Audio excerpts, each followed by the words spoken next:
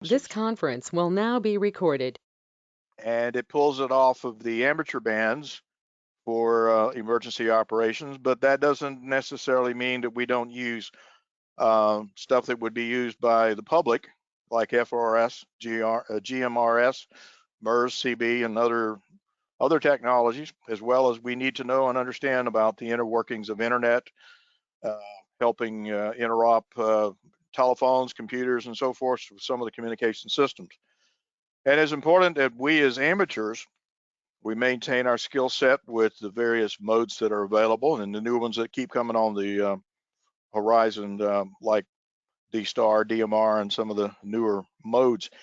In addition to being able to use data, MT63 that shares uses, P25 on some fronts, could be PSK, Vera, WinLink, which is a very important mode that we want to call upon. Next slide, please, Joe. This picture here kind of gives an illustration of an interop deployment. And if I'm not mistaken, this one was taken from a fire incident out in Colorado several years ago. So normally we would deploy locally, but that may include a statewide, most likely more statewide, but we could very well deploy within, like our case in the Southeast, we're in FEMA Region 4. But I can see as we go along and the AUXC program builds, we could be very much be called upon because of a big incident, such as a wildfire or flood or tornado damage, be called to work out into another FEMA region, which could be a national deployment. And occasionally, some of the crews may be asked to do some international deployments. In many of these cases, we're going to be working with possibly the COML under the COMU unit, and on some occasions we'll be assisting the COMT. But that wouldn't be the only areas. There are some places where an amateur resource or some other skill set we may have that we could use in an MCV, a PSAP, and other types of field operations. And we may be called upon to help assist deploy alternate communication resources into the field. Having the amateur background and the requirement of getting your license, we may have a chance to do some technical troubleshooting. Simple things like putting connectors on, or putting up a power resource such as solar systems that power batteries for long-term, changing batteries. And some cases we may be helping out the COMLs or the COMTs, putting together and assessing and managing the multitude of communication resources, such as cache radios. And some of us might even have a skill set to be able to change the frequencies in these multitude of radios that will have to be passed out to the first responders that may be deploying to an incident. Next slide, please, sir. And what does it take? Well, I think it's pretty obvious. You need to understand what the workings are of the incident command system. That is our chain of command. That is where we get our marching orders. Obviously, the incident commander and his team will come in early. They'll start assessing. They'll start realizing what they actually need based on the magnitude of an incident. It is extremely important that you become certified, which is one of the prerequisites with 1, 2, 7, and 8. This has been around for almost over 10 years now. Again, it is a plus to have the amateur radio license without question. And it's good if you have a knowledge and some experience working with LMRs, satellites, some skill sets that are not normally called upon that you might be able to use over on the share side. And one of the important factors for all of us is a strong desire to learn how to work with a COML under the NIMS and ICS environment. Last slide, please.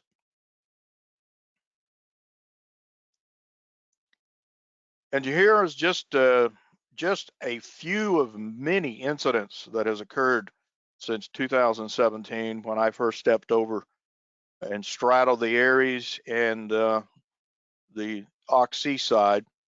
The Puerto Rico situation, the one I remember more distinctly was Hurricane Dorian, where it affected the state of Georgia.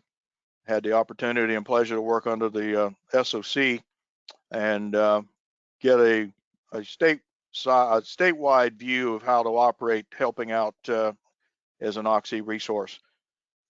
And then there was a very large MCV exercise at Lake Lanier in 2018, and I believe there was a smaller one that we were planning for 2020, and COVID sort of made a few changes in that particular incident.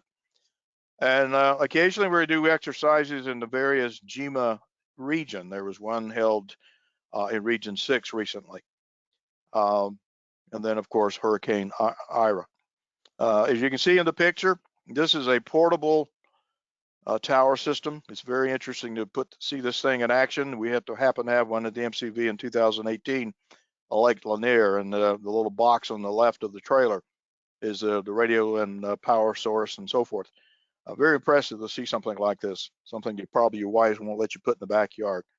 If you have any questions regarding more specifics, be sure to put them down and we'll try to answer them to the best of our time left tonight. And thank you for being here. All right, thank you, Jim. Any questions before we keep moving on?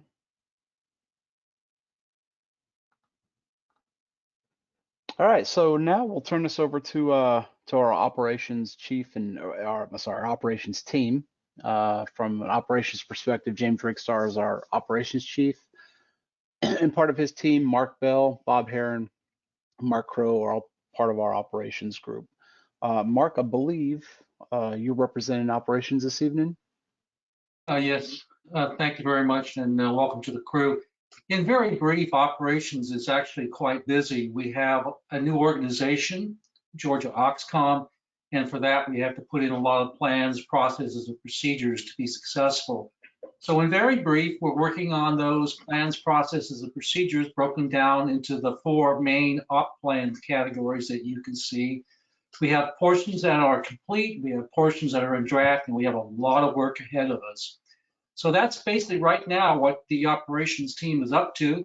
And we have Anthony Brown that joined us, and in addition to Mark Crow, who's been with us for a while. So with that, I'm going to turn it back to you, Joe, and thank you. If there's any questions, please put them in the chat session. All right, Mark, thank you. I know our operations team does quite a job, and this is quite a bit of documentation that we have been developing over the past year, quite a few pages. And so those guys are nonstop making sure that our processes, procedures, deployment plans, everything is ready to go and been proofed. So I want to say a big thank you to our operations team. All right, so let's talk a little bit about the task book. So just like every other COMMU position, OxComm has a task book that is very specific to the auxiliary communicator. It's a standard set of criteria that allows for certification and in some cases credentialing. So this is a national standard. Each state can have addendums to it to increase the requirements for their task book. But the standard task book is published by CISA, and it's available online. Anyone can download that. Just real quickly, I want to talk about some of the stuff that's in here. When I say task book, what does that mean? Well, some examples would be an item in the task book is to provide your certificates for the latest and greatest ICS courses 1, 2, 7, and 8, right? Fairly standard if you're in the amateur radio emergency services world or MCOM world, it's fairly standard. But there's also tasks like reviewing your Go kit with your COML, your COMT, your supervisor, making sure that it's complete, has all the capabilities and components that you need. Another good example in a task book would be to create an ICS 214 and submit it to your COML. So if you've been in the MCOM world for a while, or in ARES or in OxCom, these are all fairly straightforward tasks, not too difficult to get signed off. And again, each state can add an addendum to the back of it to increase those requirements. So from a Georgia perspective, who can sign off on your task book? So any certified COML or a certified OxCom PTB holder. So someone that Edwin is already certified with their task book to be signed off. How do you get them signed off? Well, if you're in the MCOM world, you're probably within ARES or OxCom. All those events, those full-scale exercises, those the bike races that we support, the events that we support, all those count, right? So those incidents can be used to sign off portions of your task book if you have a COML or a PTB task book holder with you to witness those. And I would suggest that anytime you're on these exercises or events, that your 214 is very important to have the proof that you participated, number one, and that you completed some of these activities. From the state of Georgia perspective, and Edwin, I don't know if I want to speak for you on this, but we require at a minimum 3 separate events and 3 different task book signers as you complete your task book. I'll add something right there, Joe, if I may. Sure. So, there's quite a few folks on here tonight, and if you come from another state and you're here in Georgia, and you've taken the AUXCOM course, you don't have to take that AUXCOM course again here in Georgia. That this course is straight across the board across the United States. So the only thing that you've got to keep current is your PTB, which will expire every 3 years. So, and you'll need 3 separate events with 3 different signers. So you'll need 3 different COMLs or 3 different AUXC PTB holders that have already went through that process to sign off on that position task book. And this position task book, think of the class as a learner's permit, and think of the position task book as your driver's license. So that is when you're able to go be deployed and get to go down range and support from that perspective. It's very important to have those 3 separate events. For example, let's say you have two different events that were like a SORBA bike race, or you may have supported the Red Cross drill or something of that nature, but then you have a real life event that I've also supported, and we're always willing to work with you. And if you have questions upon the PTB, you're more than welcome to send them in. I'll actually go ahead and list my contact information in the chat room.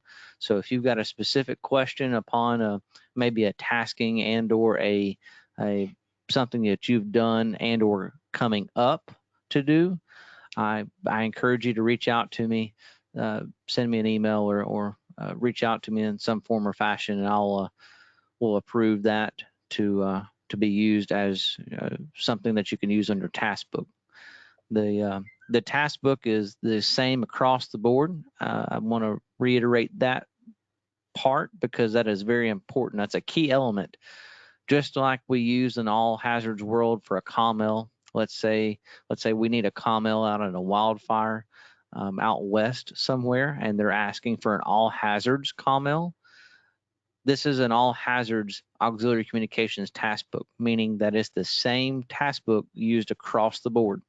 Now, there could be addendums like Joe said for specific annexes or things that happen to do within that state specifically, but for the baseline, it is the same across the board. So again, I'll post my contact information. If you've got questions upon that, I'll be more than glad to sit down with you over on the phone or on a conference call and go over that. Thank you. Thanks, Edwin. Any questions on the task book? I know this is a fairly high level view of it. No? All right, moving on to training. So my favorite topic, since I'm the training guy for Georgia AUXCOMM. We have monthly training just like this one. So every month it's the 4th Thursday of the month, and the topics and skills vary. So it could be anywhere from anything from a presentation to how to use DRATs, to D-Star, to MT63. So it just varies on a month-by-month basis. You can see those in the OxCom newsletter if you sign up for that, or on any of our social media sites, and I'll save that for our PIO. But we publish those well in advance. We also have scheduled events and exercises. For example, we had an MCV exercise a few months back. We typically do exercises in and around the same time as our ARES partners. And then we hold separate and special events such as a field day where we'll get together as an OxCom group and do some contact making and learn some new skills. And then finally, probably everyone's biggest question is the OxCom course itself. And how do you get that? How do you get into the OxCom course? And Edwin, I'd like to defer this question to you. I know this is your baby. So could you talk to us just a little bit about the OxCom course? Sure. So the OxCom course right now is, along with every other CommU course, is in very high demand.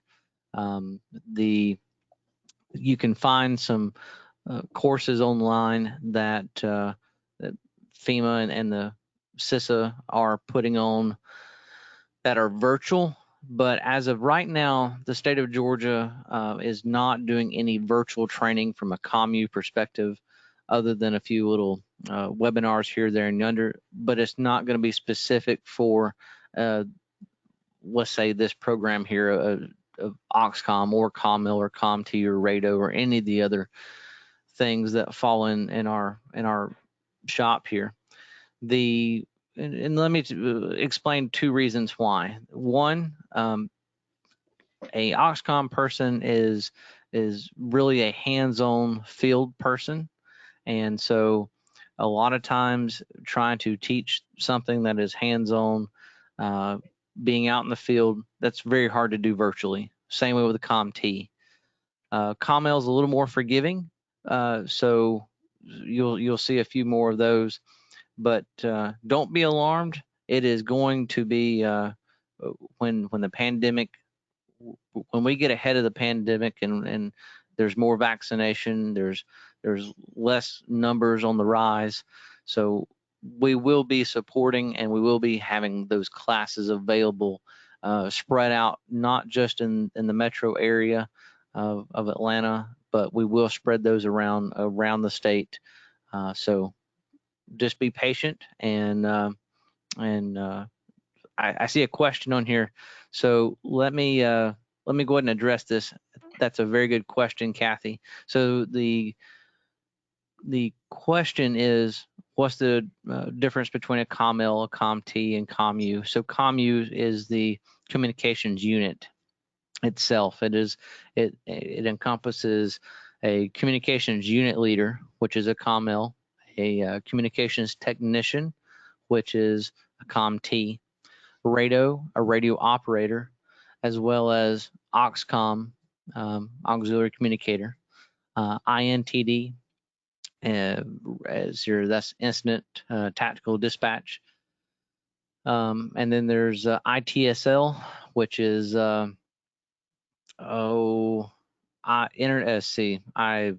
mine just went to a blank stage.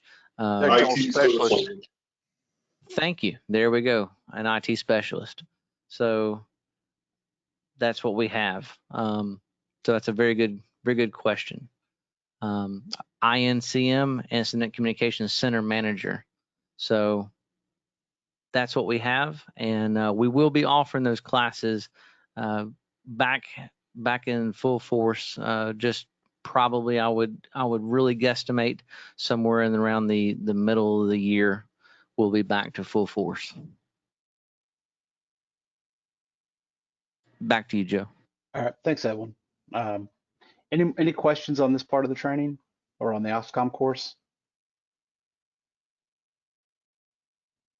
Okay, I think we've had a first. That's the first time we haven't had a question on the OxCom course. Good explanation, Edwin. All right, so 2021. The first 4 months of 2021, here's our training plan. We do try to plan it out a year in advance, but we are flexible. So as skills come in and are needed, we can swap training courses in and out. This is January, so our training tonight was just a general introduction on OxCom.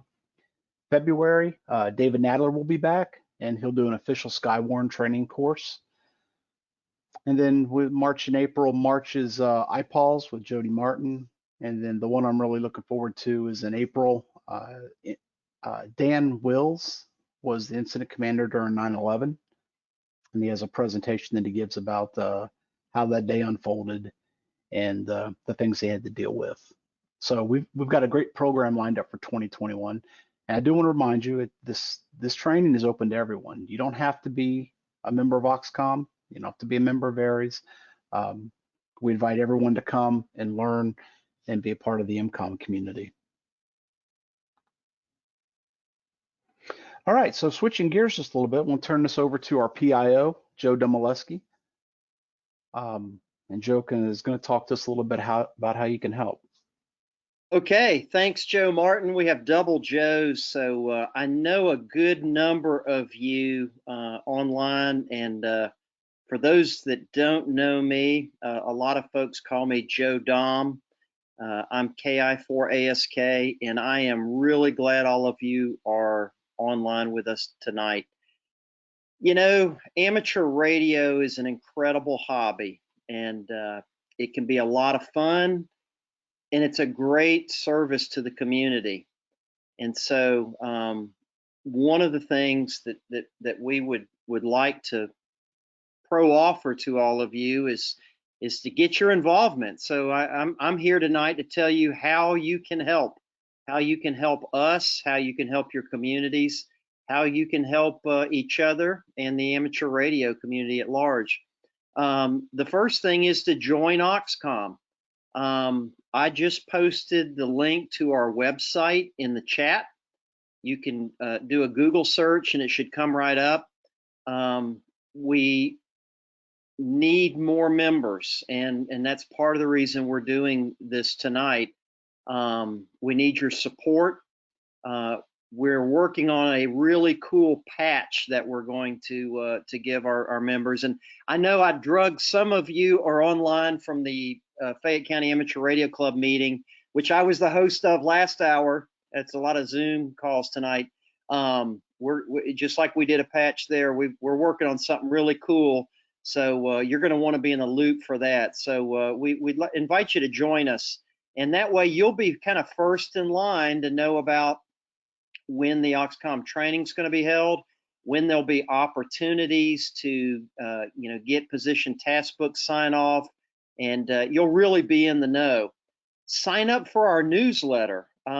We put out, and I put it together, we try to get it out mid-month, and we use a service called MailChimp, which is actually an Atlanta-based company. A lot of people don't know that. They're headquartered at Ponce City Market.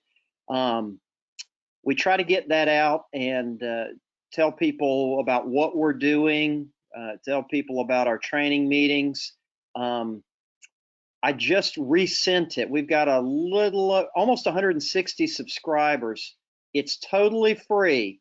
So if you go to the bottom of the homepage of our website, you'll see a place in the lower right-hand corner to sign up for the newsletter. Sign up for that, and you'll be in the know. Follow us on social media. Facebook, we're most active. We've got a Twitter presence. We've got an Instagram presence that will be developed this year. We also have a YouTube channel. I really need y'all's help on the YouTube channel. We need you to follow us on YouTube. We need you to share. We need you to like and comment on the videos. If we get enough people following and liking our content on YouTube, we will get a dedicated link. Right now, we kind of have a bunch of numbers and letters for the link to our YouTube channel, but we record these meetings, and tonight included, and we post that on YouTube. I've actually had 2 people text me while this was in progress saying, "Hey Joe, are y'all going to record this? I can't be on the teleconference tonight." And I said yes, and we always post that online. So if you can't make the meetings, they're on YouTube. Probably the biggest way you can help me personally You know, those of you that know me know I like to talk, but I'd like to tell other stories other than my own. I need to know what y'all are all doing. We'll feature it in our newsletter.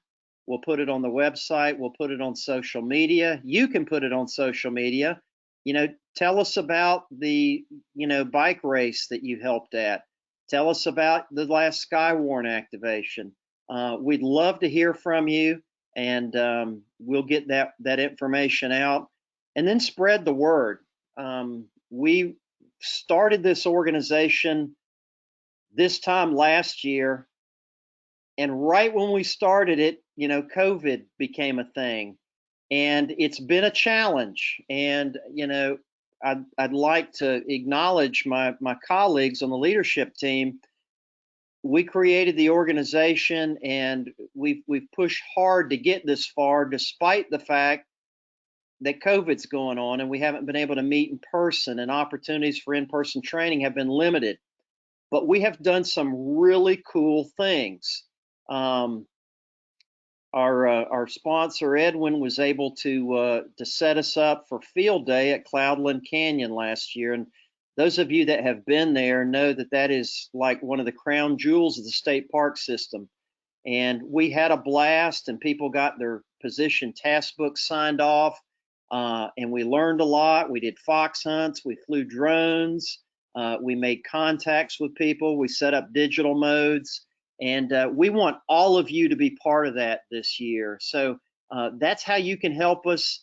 Join the organization, sign up for the newsletter, follow us on social media, tell us what you're doing in MCOM, and then tell other people about us. You're always welcome to contact me directly. My email, I'll post it here in a minute when I stop talking. It's also on the website, and it's also at the bottom of every newsletter. So if you did not get the January newsletter, I'm going to give you my email in a minute, and I'll be happy to resend it to you and add you to the list, or you can go to the website and sign up yourself. Thanks for being here tonight, and back over to you, Joe Martin. All right, thanks, Joe. Joe D. Any questions for our PIO? Any questions on our social media sites? All right. All right, so we're going to open this up to the floor for any and all questions to anyone on the leadership team or anyone else in the audience. So feel free to come off of mute and or type it in the chat.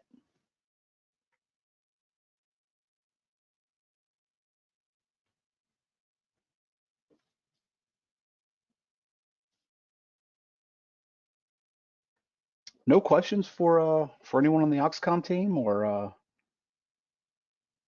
anyone else in the audience?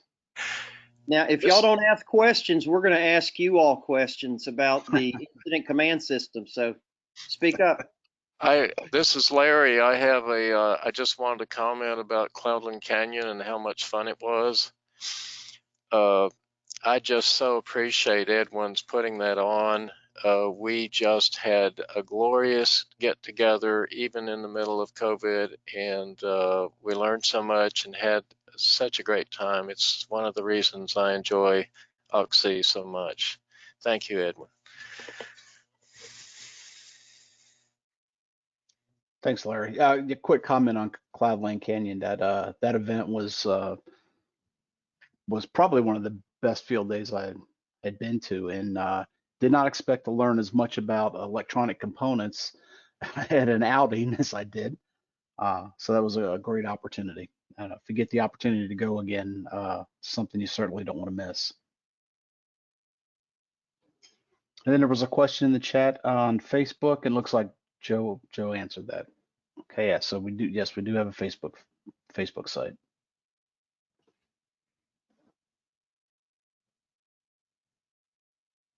Any other questions?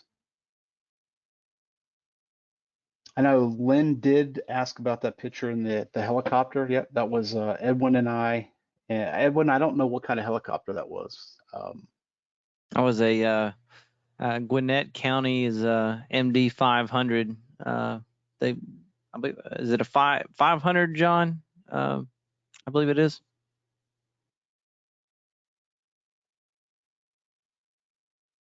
Not sure the model number on it. That was brand new, and that was our second helicopter in Gwinnett County. And it's equipped with some real nice radio equipment as well. And if you get an opportunity to get a look at that, it's well worth your while. That was Gilmer County, right? The event was there, yes. Yeah, that picture was taken in Gilmer County, yes.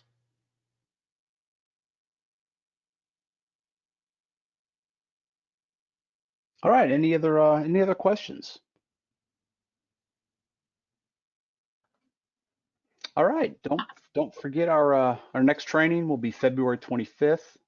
David Nadler, and if you've been through a Skywarn class, he's a very dynamic presenter. And the material, while the base of the material stays the same, he always adds a new twist or adds a really good story in there. So don't miss that. That's a great class, and that also counts as Skywarn certification if you are looking for that for an Aries task book or your OxCom task book. And if not, it's great information to have to learn about the weather, especially as it pertains to us in Georgia. Watch our Facebook site, Groups.io, and our newsletter. The invite will be in all those. So hope to see you at that next training. Here are the links to our Facebook, Twitter, Instagram, YouTube, our website, and Groups.io. And again, if you search for Georgia AUXCOMM in any one of these platforms, we should come right up.